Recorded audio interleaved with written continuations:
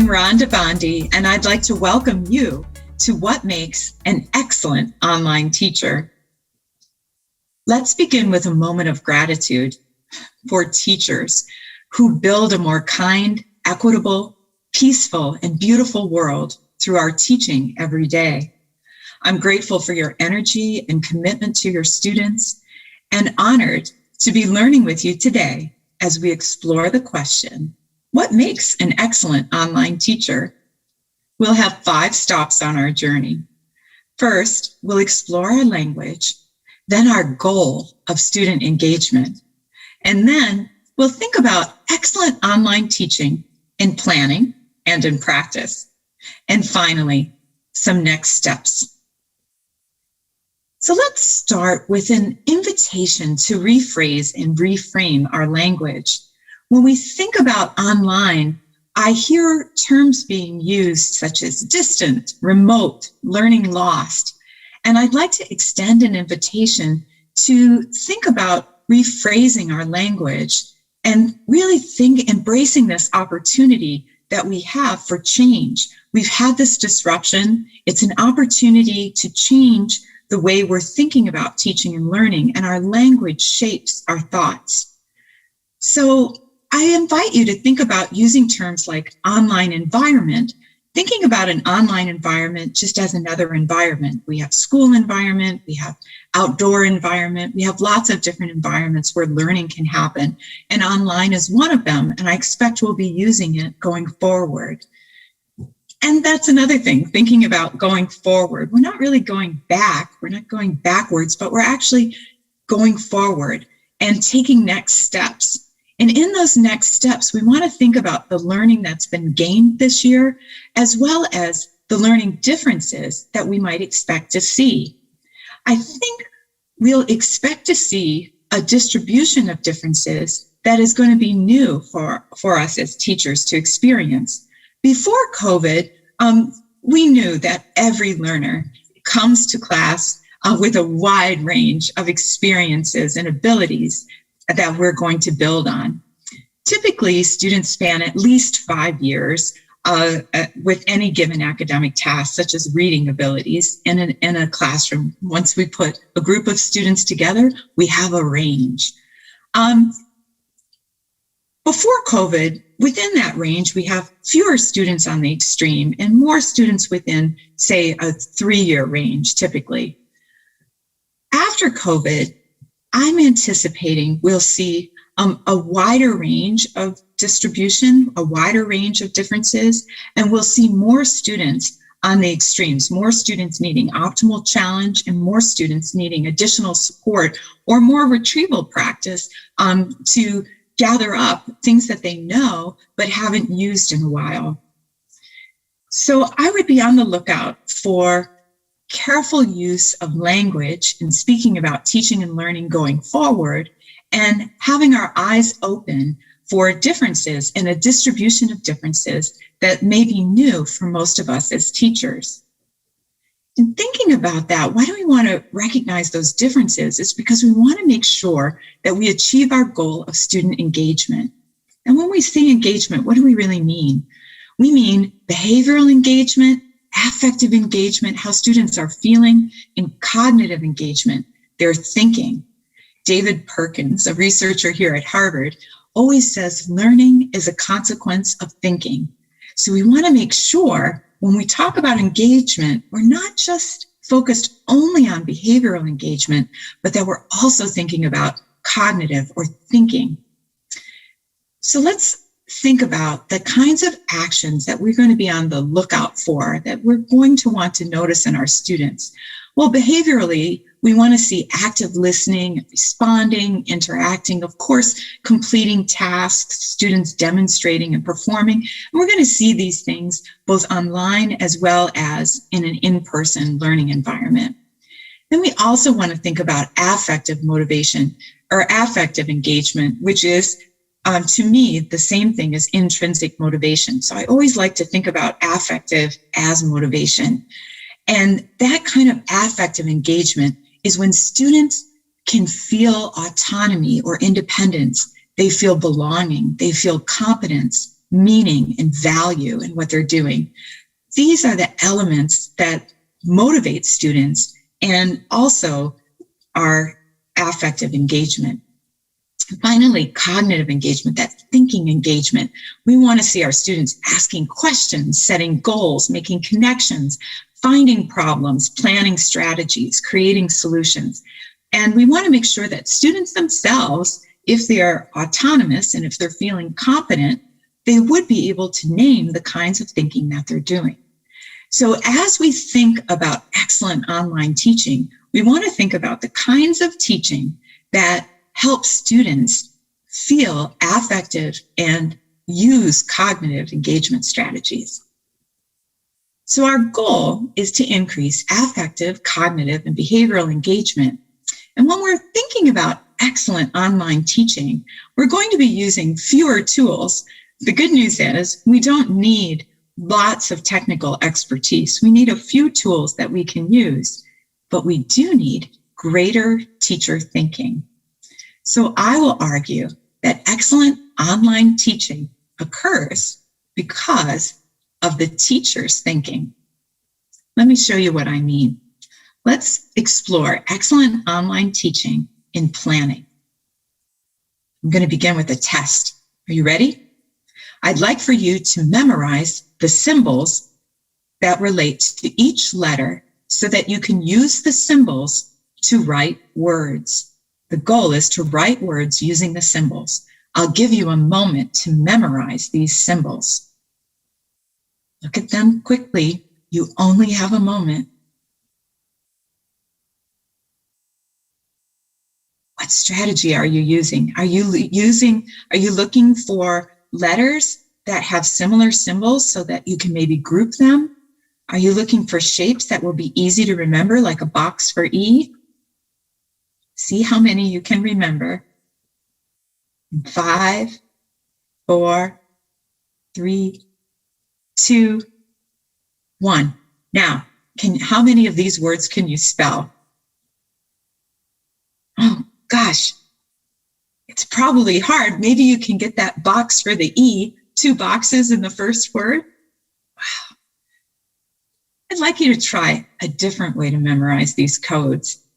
Now, I'd like you to memorize the codes, thinking about a tic-tac-toe, thinking about these lines, knowing that around each letter are 2 lines or 3 lines that are the symbol for the letter. Take a moment to memorize these codes. Then we'll have a spelling test.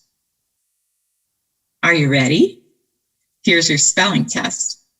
Now, if you can't remember the symbol for F, for example, or D, my guess is you could draw a tic-tac-toe and you would be able to figure it out on your own. You'd be able to create a help resource. And this is the kind of deliberate planning that leads to excellent online teaching. We provide a schema or a way for students to bring their knowledge, in this case, the knowledge of tic-tac-toe, right, of this framework, to collect the new information so that you can remember it. When we provide a schema or a way for students to relate and make meaning of the task that we're teaching or the information we're sharing, student engagement will increase both effectively. They feel more confident in meaning. Cognitively, there's a strategy or a way to think about it. And behaviorally, I think you'll see them completing the tasks as well. So excellent online teaching and planning has what I like to call 4 tests for excellence that we can use when we look at any lesson. Number 1, we can say, is the context of this task or lesson relevant and meaning for the students? For which students? For all students? How could we make sure that the context is relevant and meaning for all students? Is the purpose and the outcomes, are they clear for students? What kind of strategy for using the learning is being presented? Is there a strategy? Will students be invited to create their own? But where's the opportunity to really name the cognitive engagement, name the thinking that will be happening in the lesson? And finally, are students leaving with a help or a support resource that they can use so that they can independently remember those codes? And 2 weeks from now, if I ask students to spell words using the codes, they would be able to create that resource to help support their memory of the information that we learned today. So these are 4 tests for excellence in planning.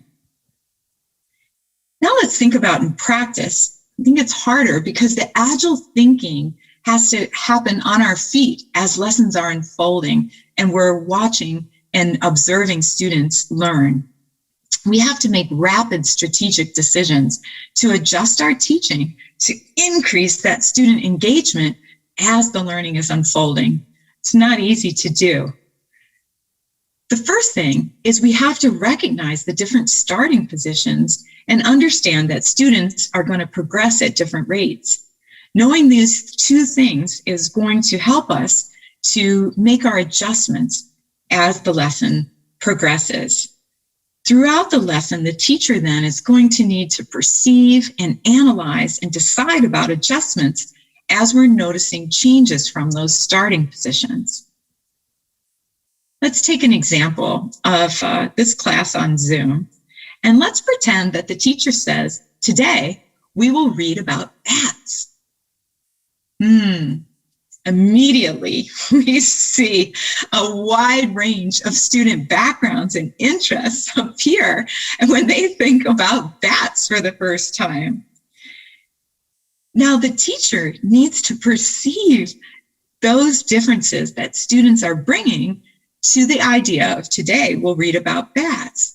And online, there's so many different ways. Like I said before, we only need but one. We could do a survey. We could have students type in the chat what they're thinking. We could send students into a group and have a reporter share the kinds of things they know about bats. We could have students create a drawing of what they know about bats, a list, or write a story of what they know about bats and bring that to the lesson. So there are a wide range of ways that we can perceive what students bring, but that's step 1 in excellent online teaching, is before we begin teaching, we perceive what students bring. And we really want to focus on making sure we're noticing background knowledge, strengths, questions that students may bring, and their interests. And then once we've perceived those things, we're going to do what I like to call a cars check. It's where we literally pull off the road and stop for a moment and we think about, what are we perceiving here? Where are the students and how are they progressing? So we're going to stop and analyze our perceptions. And I like to call it a cars check because each letter stands for an important thing for me to consider. C stands for clarity, A stands for access, R stands for relevance, and S stands for stretch or rigor. And I use this, I like to call it my Agile teacher thinking routine. So whenever I collect student responses through a poll, through a Jamboard, through student work, I look at all the responses together and I say to myself, is this task clear for all students? Is the task accessible for all students, meaning that they can begin on their own? They don't have to finish. It doesn't have to be correct completely on their own at the beginning, but they need to feel confident, which means they know what they know, they can begin, and they know how to ask for or get help.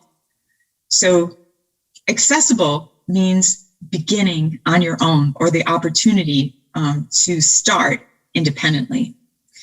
Relevance means that all students would find the task important, interesting, valuable, or useful.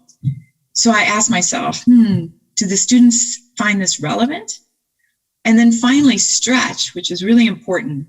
As humans, we like a little challenge. We need some complexity. We need to know that we're going to have to put some effort into this. And so that stretch will add inspiration for students. So I might say, are all the students feeling stretch? Are they feeling too much stretch, not enough stretch? So a cars check helps me quickly analyze these different ways that students are thinking about bats.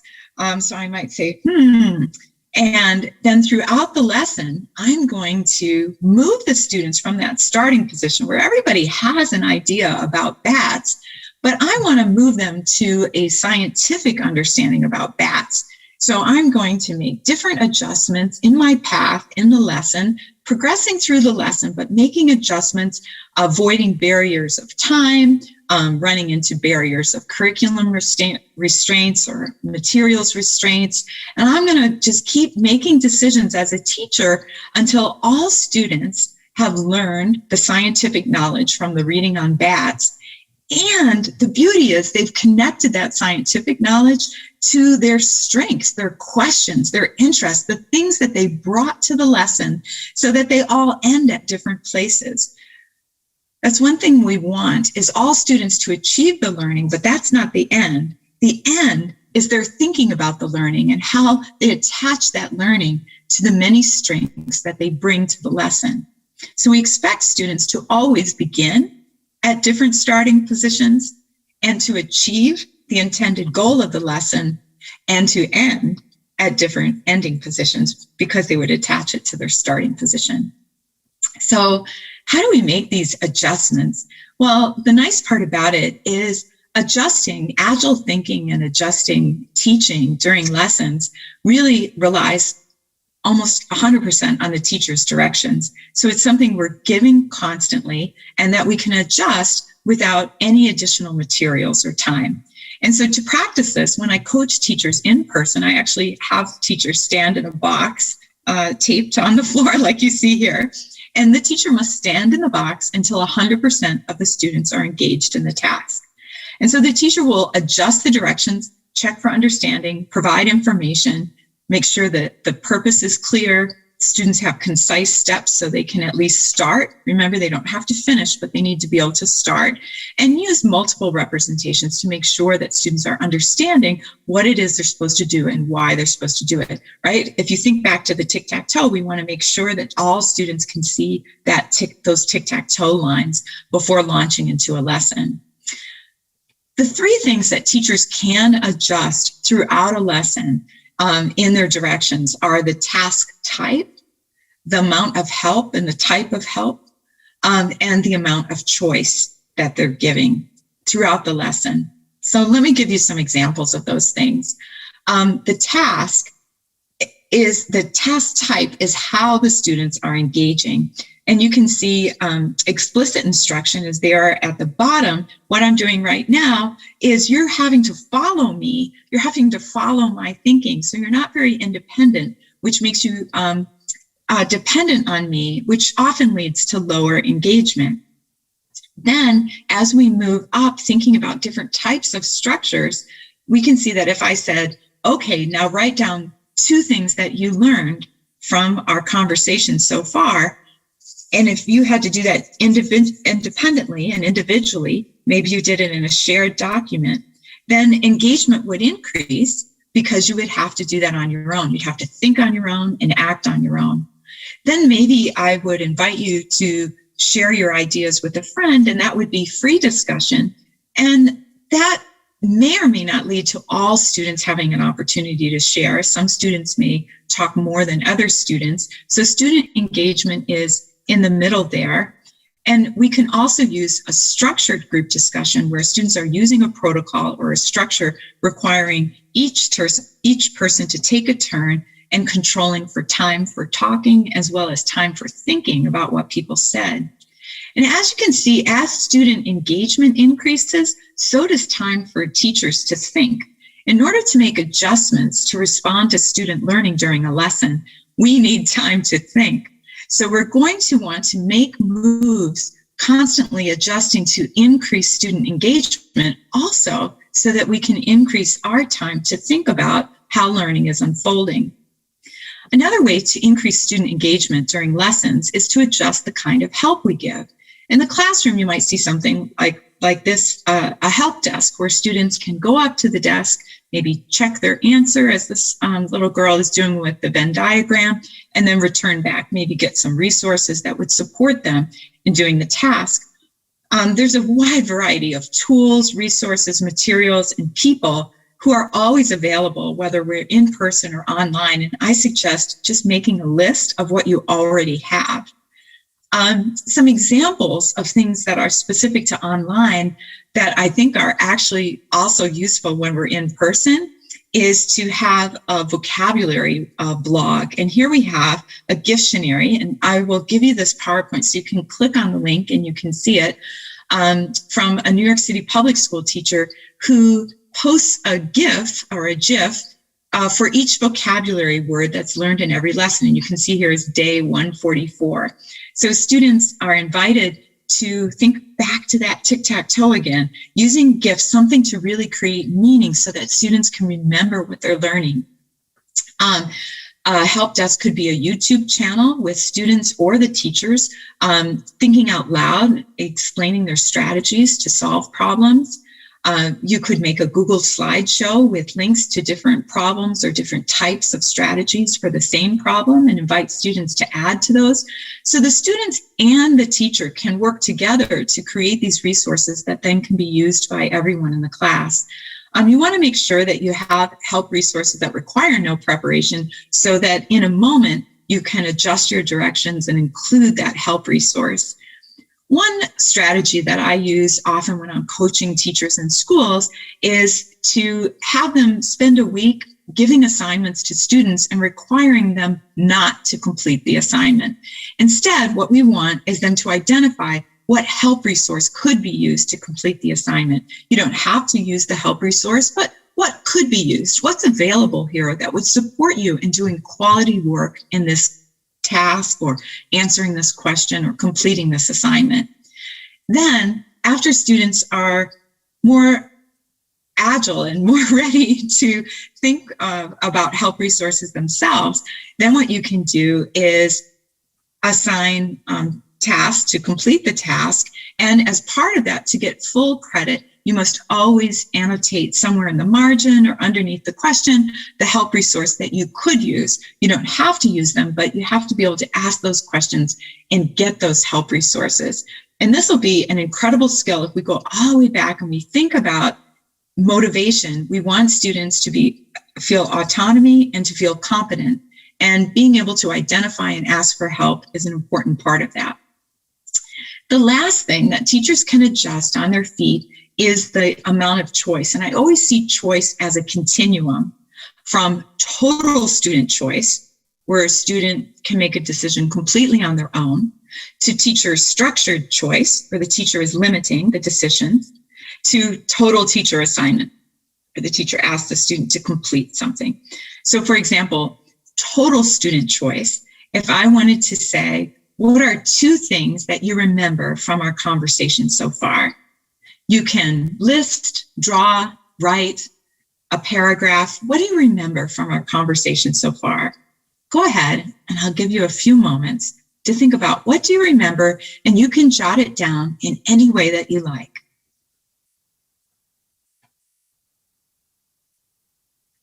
So any way that you jotted it down is just fine. I wanted you to think about what you're remembering from our conversation. It doesn't matter if it's a drawing or a list or written out in a story. However, if writing is important, writing is the goal of the task, then I'm not going to make drawing an option. That would be a bad choice. We never want to give students a choice that wouldn't be effective in moving them forward in their learning. So I would instead give teacher structured student choice. Like I might say, choose 3 out of these 5 questions. I know all 5 questions are testing the skills that students need. All 5 would be good choices, and I'll allow them to pick 3 out of the 5 because the 5 have different topics, or they focus on different time periods, or there's different resources in the math problem that might be of interest to the students. Total teacher assignment is when you know the student needs to do a particular task and you simply assign it. Now, when I'm doing total assignment, I need to think about affective engagement and how will the student feel that that assignment is relevant? How will they find meaning? How will they find value? Because if they're not making any choices themselves and I've made all the choices for them, where is the affective motivation going to come? So maybe I ask them about that, like, why would this be important to you? Why would you need to do it? What will you be able to do with this learning? And I want to make sure that those goals are clear. So let's have an example. What does Agile teaching look like in excellent online teaching? Here's an example of a routine called Zoom In, where we ask students to examine the clues and to ask who, what, when, why, where, and how questions to determine what's the big picture. So for example, this is an image that's been cropped, just simply using the crop tool, any image that relates to your curriculum, and we crop it down so that we're now just looking at a piece of a larger picture. And we're going to pose to the students the question, what do you see? And you see this icon tells the students the behavioral engagement that's expected. It tells the students to shout out. So we say, what do you see? And we hope that the students will unmute themselves and shout out. But what happens if student engagement is low? They're not feeling affective engagement, cognitive engagement, or behavioral engagement. No one is shouting out. In fact, the only person's voice I hear on Zoom is my own. Well, now it's time for some Agile teacher thinking. And you have to think about, why is it silent? Is it not clear what students are supposed to do? Is it not accessible? Could they not just start that? Maybe they don't know how to unmute. They're not sure what they're supposed to notice. They don't have the vocabulary yet to notice it. Is it just not relevant? There's just not any meaning or interest here. They don't actually have any questions. Or is it too easy? They think it's not worth it. So let's try some adjustments. There's 3 options here, and see which one would you do in this situation. So you say shout out and it's totally quiet. What would you do? Would you switch the shout out to shout out or type in the chat as number 1? Would you say, actually stop, I don't want to shout out. I'm going to put you in a breakout room where as a group you have to come up with 5 things that you see, and you're going to type them into this shared document I just opened. Or would you do a poll? Perhaps if you anticipated that students might not shout out, you have a poll ready and you say, if you see a family, vote for this. If you see a police officer, if you see children, and see what they see. Then after the poll, you could ask students to explain the results. Wow, why is it that no one saw a police officer? Is there a police officer there? Then as the lesson progresses, you might ask the students, where is this photo taken? And the teacher here doesn't have the shout out, but instead uses a structured discussion where roles are identified, rules that you have to ask your partner, what makes you say that when they point to something in the picture, turns are specified, and how much time each partner gets is specified. So we're going to increase engagement by adding structure to the discussion. We could also try to increase engagement. In this case, we've added a help resource where we're just going to type A, B, or C into the chat for students to identify where this photo may have been taken. Here, maybe we use an individual task. We change the task type, not from a discussion, but to an individual task. Maybe we have this copied on lots of slides. Each student puts their name on a slide, and then they drag the circle and the arrow to the evidence, to the details that the photographer would want us to notice in this picture. What's going to be important in this image?